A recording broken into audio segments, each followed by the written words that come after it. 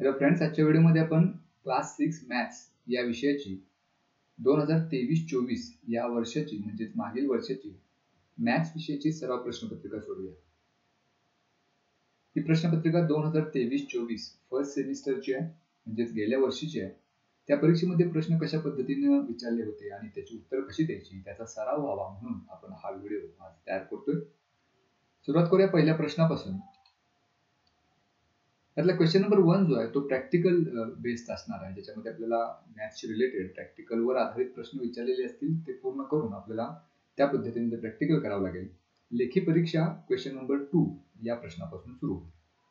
तर त्यातला पहिला आहे, write the number in figures. हा एक नंबर दिला आहे 6,17,837. तर तो आपल्याला नंबर्स मध्ये म्हणजे फिगर्स मध्ये लिहायचा. 6 lakhs आहेत 6 लिहू. Then we have 17,000, then 837. So this is the number in figure. आता याच्याच विरुद्ध पुढचा प्रश्न आहे, write the number in words. हा एक नंबर दिलाय, तो आपल्याला आता अक्षरात लिहायचा. तर हा नंबर आहे 3,70,963. तर इथे लिहिताना तो 3,70,000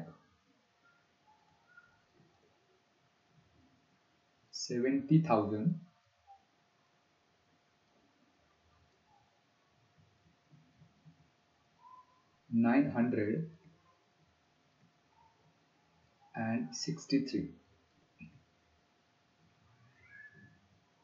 असा लिहिता येईल. Next question is write expanded form of the number. हा एक नंबर दिलाय, तो आपल्याला एक्सपांडेड फॉर्म मध्ये लिहायचा आहे. म्हणजे यामध्ये असणाऱ्या प्रत्येक डिजिटची आपल्याला प्लेस व्हॅल्यू काढावी लागेल. मग इथं 6 जो आहे तो उजवीकडून येताना 5व्या स्थानी, याचा अर्थ त्याची प्लेस व्हॅल्यू काढायला आपल्याला 6 ला 10,000 ने मल्टिप्लाय करावं लागेल. 6 into 10,000 60,000 ही त्याची प्लेस व्हॅल्यू झाली. प्लस त्याच्यानंतर नंबर आहे 4, जो थाउजंड प्लेसला आहे, त्यामुळे त्याची प्लेस व्हॅल्यू काढायला आपल्याला त्याला 1000 ने मल्टिप्लाय करावं लागेल. त्यानंतर 0 आहे, 0 into तो आता 100 प्लेसला आहे, त्यामुळे 100. हे 0 नाही लिहिले तरी सुद्धा काही फरक पडत नाही, कारण 0 into 100 विल गेट अगेन 0. पुढचा डिजिट आहे 8, which is at 10th place. त्यामुळे त्याची प्लेस व्हॅल्यू काढायला आपल्याला त्याला 10 ने गुणावं लागेल. and last number is 9, which is units place. त्याची व्हॅल्यू काढायला आपल्याला त्याला 1 ने मल्टिप्लाय करावं लागेल. तर हा नंबर आपण एक्सपांडेड फॉर्म मध्ये असा लिहू शकतो.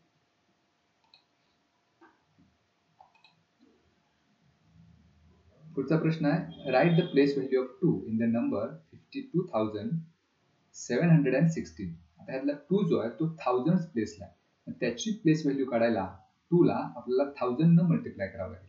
सो 2 into 1000 ही झाली त्याची प्लेस व्हॅल्यू. मग 2 into 1000 म्हणजेच 2000. So the place value of 2 in this number is 2000.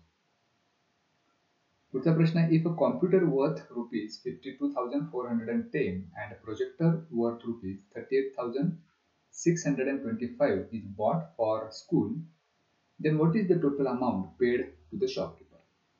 आता total amount paid हे आपल्याला काढायचं आहे.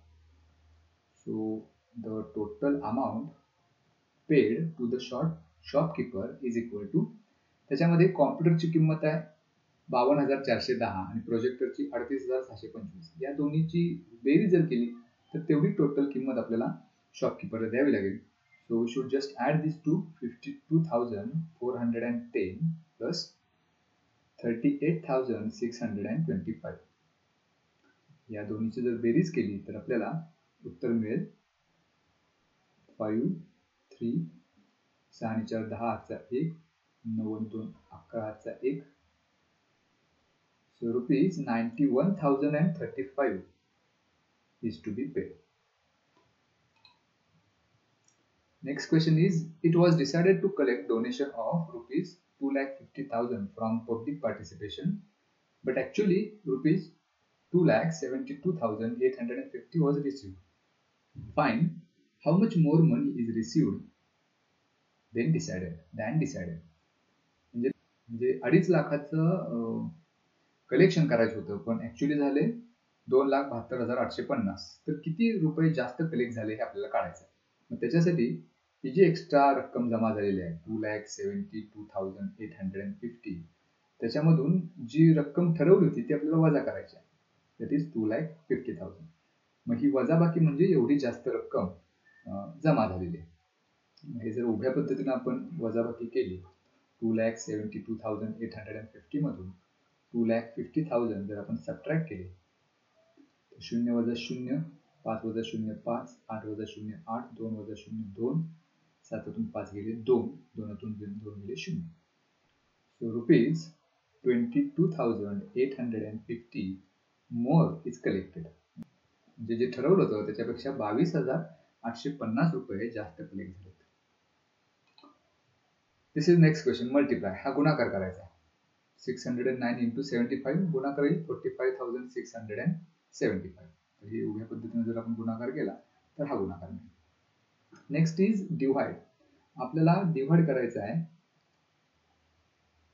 9,279 ला 9 ने. आपण हे अंशात आणि छेदात या स्वरूपात लिहूया. इथे 9 भाग घालूया. 9 एक्के 9, 2 ला आता भाग जात नाही 9 म्हणून शून्याचा भाग लावू, मग 27 होते. 9 त्रिक 27, पुन्हा 9 आहेत, 9 एक्के 9. त्यामुळे भागाकार येईल 1031. Next question. Observe the diagram and write the answers of the questions. ह्या दोन डायग्राम्स आपल्याला इथे दिलेत, ज्याच्यामध्ये आपल्याला असं दिसते की AB आणि CD या दोन लाईन्स पॅरलल आहेत. GH आणि FE ह्या त्यांना इंटरसेक्ट करतात. तर प्रश्न आपल्याला पहिला असा विचारला आहे, write the names of collinear points.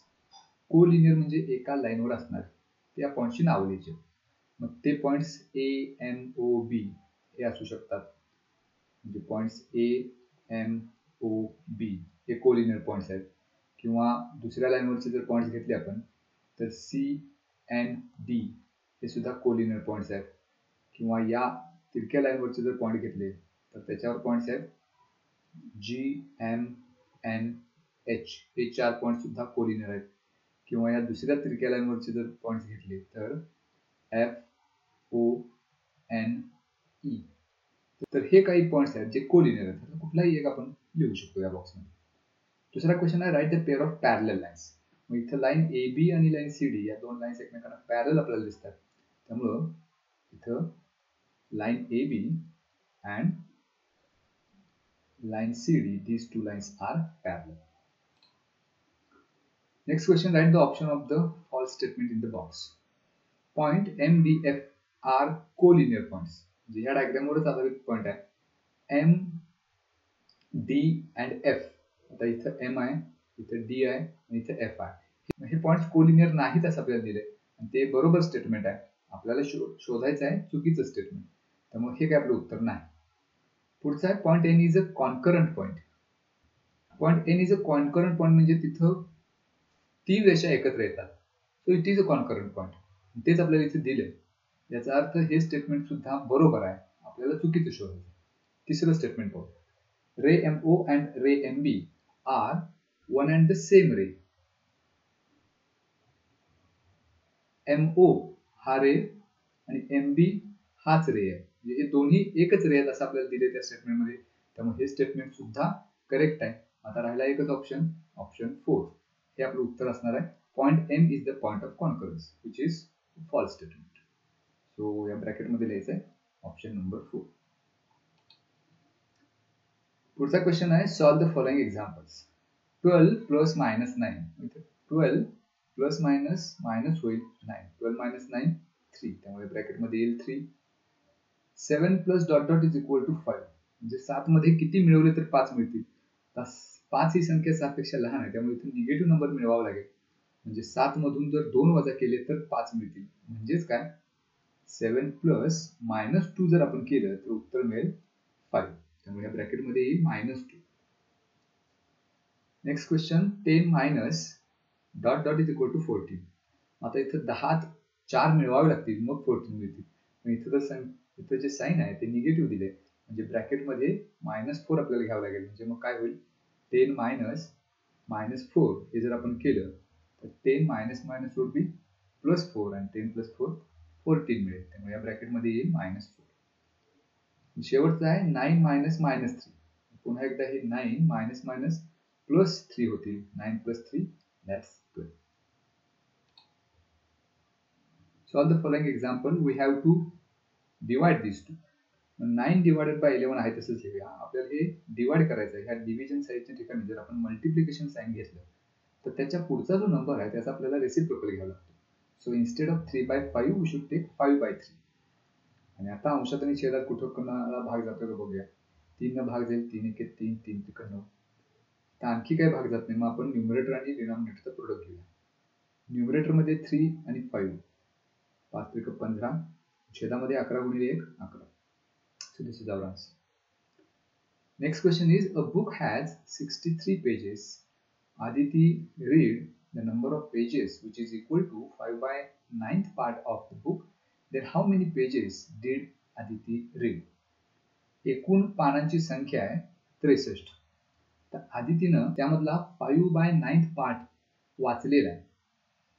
मग 5/9th पार्ट काढायचा 63चा म्हणजेच काय, त्या 63ला 5/9 न मल्टिप्लाय करायचं. मग आपल्याला त्याचं उत्तर मिळणार आहे. इथे अंशात आणि छेदात 9 न 63ला भाग जाईल. 9 7 63.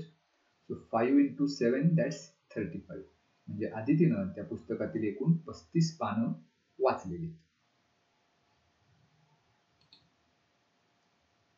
Next question is, Shivansh purchased one item each of the following educational material from वस्तू भांडार. प्रिपेअर अ बिल फॉर हिम. ह्या काही वस्तू आहेत ज्या शिवांशनं खरेदी केलेली आहेत, त्याच्यासाठी बिल तयार करायचं आहे. हा बिलाचा नमुना पण दिलाय ज्याच्यामध्ये फक्त रिकाम्या जागा आपल्याला भरायच्या. पेन्सिल 3/3.5 रुपीज इच, म्हणजे 3.5 रुपयाची एक पेन्सिल आहे. तर इथं त्या पेन्सिलचं बिल लिहिलेलं आहे.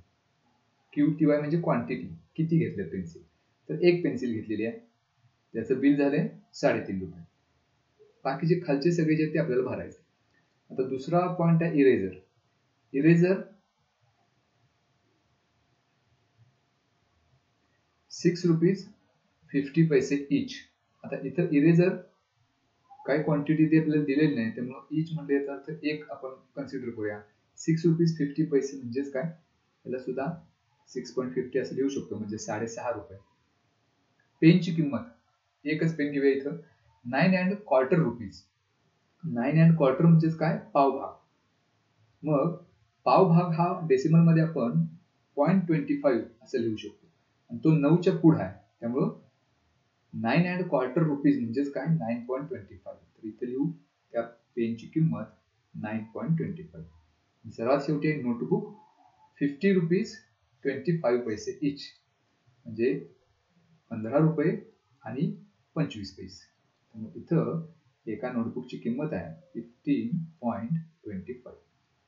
आता इथे या सर्वांची करायची बेरीज. प्रत्येकी एक एक घेतलेला आहे, एकूण वस्तू 4 झाल्या. या सर्वांची बेरीज करू. 0 + 0 + 5 + 5, 5 आणि 5 10.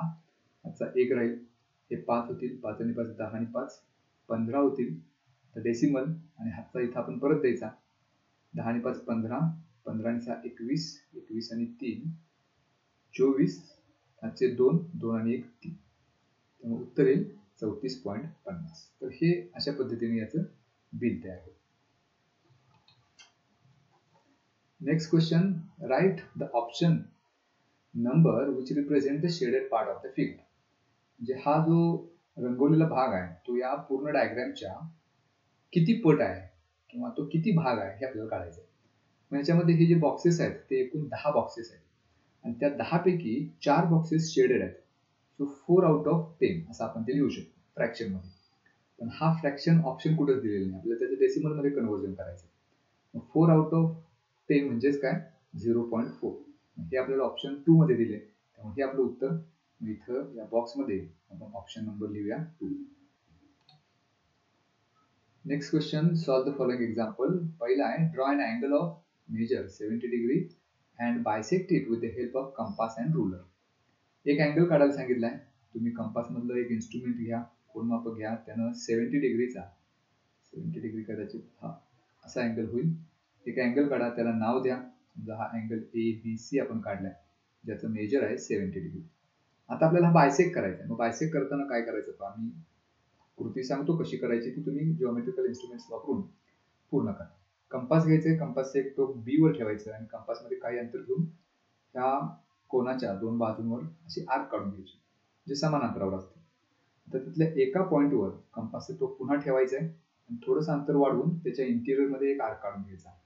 कंपास मधलं अंतर तेच ठेवायचं आहे आणि आता हा जो दुसरा पॉईंट आहे तिथं कंपासचं टोक ठेवायचं आणि पहिला आर्क जो काढलाय त्याला इंटरसेक्ट करणारा आणखी एक आर्क काढायचा. या दोन्हीचा पॉईंट ऑफ इंटरसेक्शन मिळेल, त्या पॉईंट ऑफ इंटरसेक्शन मधून एक लाईन पास करायची. So this is the angle bisector of angle ABC. तर अशा पद्धतीने आपण अँगल बायसेक्टरची कन्स्ट्रक्शन करू शकतो. Next question, observe the figure and match the pair. ह्या बॉक्समध्ये टाइप्स ऑफ अँगल दिलेत आणि फिगर्स दिलेले आहेत ए बी सी डी. पहिला स्ट्रेट अँगल आहे. स्ट्रेट अँगल ह्यातला कोणता असेल तर बी, कारण याचं मेजर जे आहे ते 180 आहे, त्यामुळे इथं ऑप्शन बी असणार आहे. दुसरा आहे कम्प्लीट अँगल. इथं कम्प्लीट अँगल ऑप्शन सी दिसतोय, कारण तो पूर्ण 360 मधून रोटेट होतोय. Option C is the complete angle. आणि रिफ्लेक्स अँगल, तर यामधला ए जो अँगल आहे तो रिफ्लेक्स अँगल आहे. So option A is there. पुढचा क्वेश्चन आहे, draw as many axis of symmetry as possible for both figures given below. Which of them has more axis of symmetry.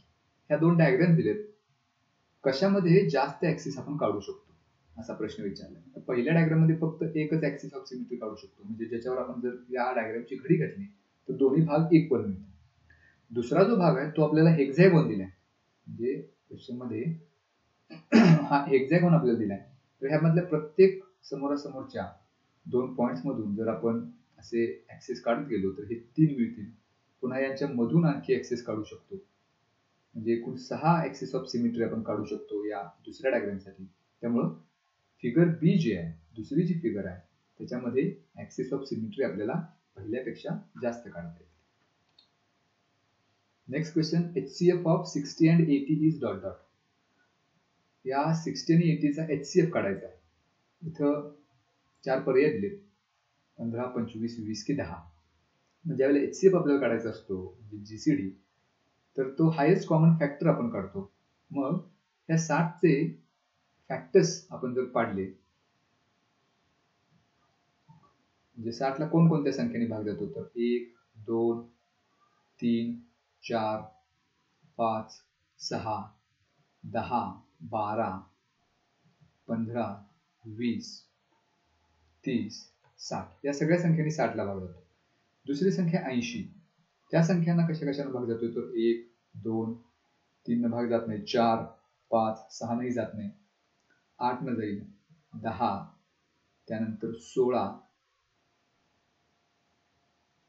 त्याच्यानंतर 20, त्याच्यानंतर 40 आणि 80.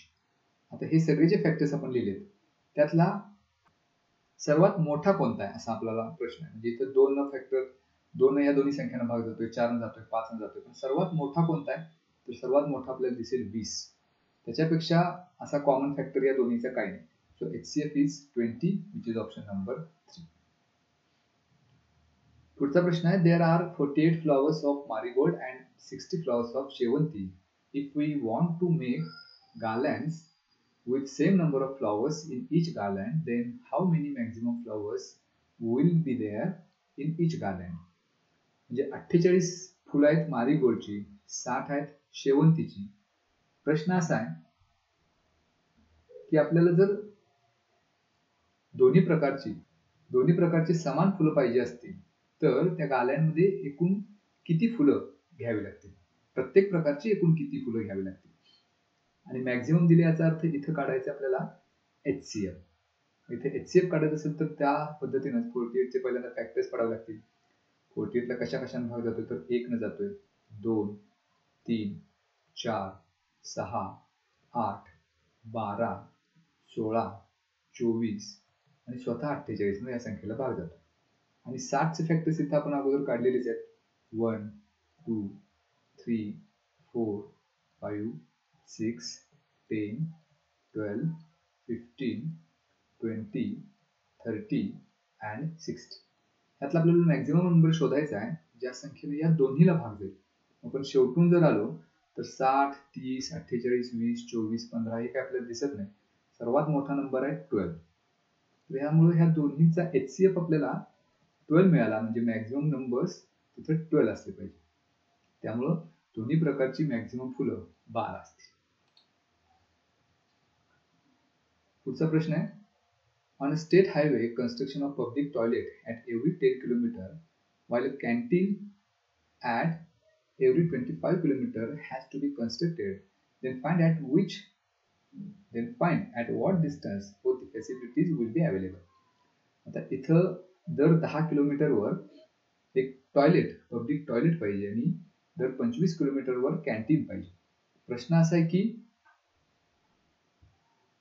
ह्या दोन्ही फॅसिलिटी एकाच ठिकाणी असतील अशी कोणती जागा असेल, म्हणजे किती किलोमीटरवर असेल. मग इथं आपल्याला एलसीएम काढावं लागेल, कारण लिस्ट कॉमन मल्टिपल काढावं लागेल. मग मल्टिपल काढायचं तर 10चे पटीतील संख्या लिहायच्या, 10, 20, 30, 40, 50, 60 आणि सो ऑन.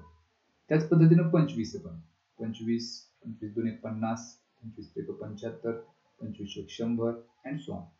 आपल्याला आता एलसीएम या दोन्हीचा काढायचा. याचा अर्थ अशी list, LCM for list common multiple, म्हणजे अशी लहानात लहान संख्या जी या दोन्ही संख्यांच्या पाड्यात असेल. आता ह्या सर्व मल्टिप्लायचं आपण निरीक्षण केलं तर आपल्या लक्षात येईल 50 ही अशी लहानात लहान संख्या आहे जी या दोन्ही संख्यांच्या पाड्यामध्ये. पुढे कदाचित त्याच्यापेक्षा मोठ्या संख्या सुद्धा मिळतील, जसे की 100 या दोन्ही संख्यांच्या पाड्यामध्ये असणार आहे. पण आपल्याला पाहिजे लिस्ट, सर्वात लहान, ती 50 आहे. त्यामुळे या दोन्हीचा एलसीएम 50 येईल. याचा अर्थ असा आहे की 50 किलोमीटर अंतरावर आपल्याला असा एक स्पॉट मिळणार आहे ज्या ठिकाणी हे दोन्ही अवेलेबल असेल, टॉयलेट पण अवेलेबल असेल आणि कॅन्टीन पण अवेलेबल असेल. Next question, identify and write the numbers that are divisible by 4. यापैकी 4 न भाग जाणाऱ्या संख्या आपल्याला लिहायच्या. मग इथे 4 ची टेस्ट आपल्याला वापरावी लागेल. ज्या टेस्टनुसार आपण ते डिसाईड करू शकतो की कोणत्या संख्यांना 4 न भाग जातो आणि कोणत्या नाही. तर ती टेस्ट अशी आहे, जो कुठला नंबर आपल्याला दिलेला असेल त्यामधले शेवटचे जे 2 डिजिट्स आहेत त्या संख्येला जर 4 न भाग जात असेल तर त्या पूर्ण संख्येला पण 4 न भाग जातो. जसं की 312 मध्ये शेवटचे 2 डिजिट्स त्याच्यापासून बनणारी संख्या 12 आहे. 12ला 4 न भाग जातो का, तर जातो. म्हणून 312ला पण 4 न भाग जातो. त्यामुळे पहिला नंबर आपल्याला मिळेल ज्याला 4 न भाग जाईल तो 312. दुसरी संख्या 108 आहे. त्याच्यामध्ये शेवटचे 2 डिजिट्स मिळून संख्या बनते 8. याला 4 न भाग जातो, त्यामुळे 108 ला पण 4 न भाग जातो. त्यानंतर तिसरी संख्या 169. त्याच्यामध्ये 69 ही संख्या आहे. याला 4 न भाग जाणार नाही, कारण युनिट प्लेसला 9 हा ऑड नंबर आहे. त्यामुळे ह्या संख्येला काही 4 न भाग जाणार नाही.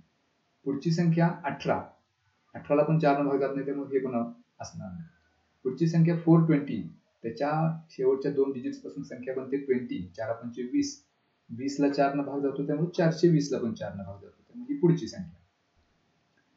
526 ला जाणार नाही, कारण 26 ला 4 न भाग जात नाही. 439 मध्ये पण 39 ला 4 न भाग जात नाही. 316 मध्ये मात्र 16 ला 4 न भाग जातो, त्यामुळे 316 ला सुद्धा 4 न भाग जात नाही. त्यामुळे ह्या 8 संख्यांपैकी 312, 108, 420 and 360 या 4 संख्या अशा आहेत ज्यांना 4 न भाग जाईल. So these are the numbers which are divisible by 4.